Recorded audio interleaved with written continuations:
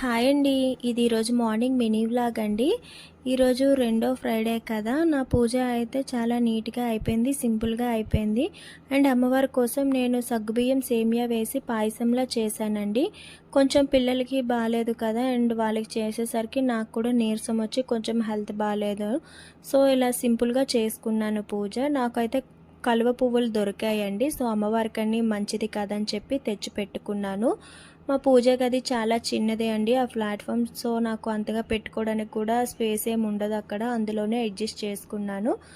ఈ నా పూజ అయిపోయినాక మా అపార్ట్మెంట్లో ఒక 2 ఫ్లాట్స్ వాళ్ళు తాంబూలానికి రమ్మంటే వెళ్ళాను. వెళ్ళి వచ్చేసరికి ఇంటికైతే రిలేటివ్స్ వచ్చారండి. ఈరోజు ఫ్రైడే కదా, మరి వండేది ఏం లేక పులిహోర అయితే చేశాను. చాలా అంటే చాలా బాగుందండి, నిమ్మకాయ వేసి చేశాను. అండ్ పిల్లల కోసం రసం చేశాను. పిల్లలు ఏం వండినా సరే వైట్ రైస్ రసం అయితే పక్కా ఉండాలి పిల్లలకి. అండ్ కొంచెం బర్బటి లక్కీ కోసం ఉంది. అండ్ అరటికాయ ఫ్రై చేసుకున్నాను. చాలా సింపుల్గా చేసుకున్నానండి అరటికాయ. అండ్ వైట్ రైస్ కుక్ చేసుకున్నాను.